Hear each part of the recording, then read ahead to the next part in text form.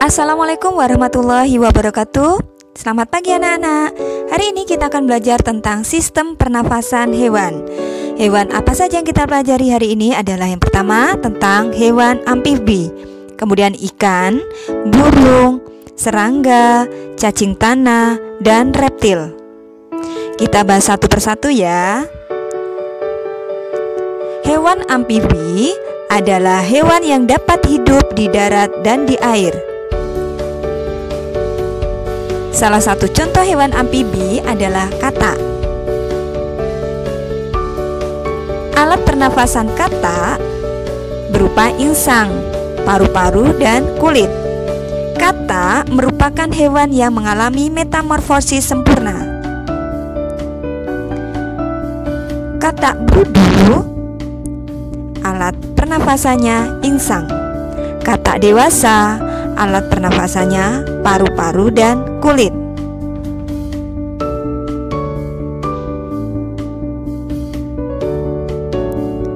Kulit katak yang selalu basah memudahkan untuk menyerap oksigen dari udara. Kemudian yang kedua, alat pernafasan pada ikan. Ikan bernafas menggunakan insang.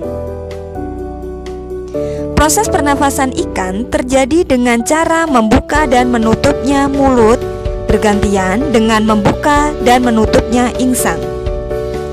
Proses pernafasan ikan terdiri dari dua tahap, yaitu tahap inspirasi dan tahap ekspirasi. Pada tahap inspirasi, mulut ikan membuka dan tutup insang menutup sehingga air masuk ke dalam rongga mulut. Sedangkan pada tahap ekspirasi, mulut menutup dan tutup insang terbuka sehingga air mengalir keluar dan terjadi pertukaran gas. Kemudian sistem pernafasan yang ketiga adalah pada sistem pernafasan burung. Burung bernafas menggunakan paru-paru dan kantong udara. Pada saat tidak terbang, burung hanya bernafas menggunakan paru-paru. Saat tidak terbang, burung juga menghirup udara sebanyak-banyaknya untuk disimpan di kantong udara. Saat terbang, burung tidak menghirup udara melainkan menggunakan udara yang ada di kantong udara. Jadi, saat terbang, kantong udara akan mengalirkan udara ke paru-paru. Inilah gambar dari sistem pernafasan pada burung. Kemudian yang keempat adalah sistem pernafasan hewan pada serangga. Serangga bernafas menggunakan trakea.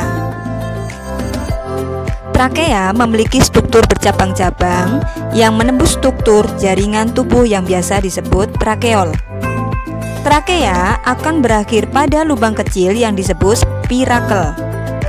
Spirakel merupakan tempat keluar masuknya udara pada serangga. Sistem pernafasan pada serangga dibagi menjadi 3 tahapan. Yang pertama, inspirasi. Yang kedua, pertukaran gas. Yang ketiga, ekspirasi. Pada inspirasi, udara luar masuk melalui spirakel menuju trakeol sampai ke sel-sel tubuh. Kemudian yang kedua adalah pertukaran gas. Pertukaran gas terjadi di dalam trakeol. Kemudian yang ketiga adalah ekspirasi. Ekspirasi adalah karbon dioksida akan menuju trakea dan keluar melalui spirakel. Ini gambar dari sistem pernafasan pada serangga. Kemudian yang selanjutnya, sistem pernafasan pada cacing tanah. Cacing tanah tidak memiliki organ pernafasan khusus. Cacing tanah bernafas menggunakan permukaan kulit yang banyak mengandung pembuluh darah.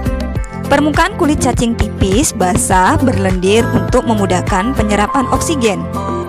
Oksigen diserap melalui permukaan kulitnya, kemudian diikat oleh darah dan diedarkan ke seluruh tubuh. Karbon dioksida dan uap air juga dikeluarkan melalui permukaan kulit. Ini gambar dari sistem pernafasan pada cacing tanah.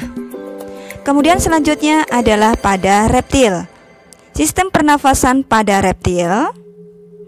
Hewan reptil seperti ular, kadal, cicak, dan buaya bernafas menggunakan paru-paru. Pada reptilia, umumnya udara luar masuk melalui lubang hidung, lalu menuju trakea, menuju bronkus, dan akhirnya ke paru-paru. Paru-paru reptilia berukuran relatif besar dan berjumlah sepasang. Inilah gambar dari sistem pernafasan pada reptilia. Untuk materi sistem pernafasan pada hewan, saya cukupkan sampai sini. Wassalamualaikum warahmatullahi wabarakatuh. Semangat belajar!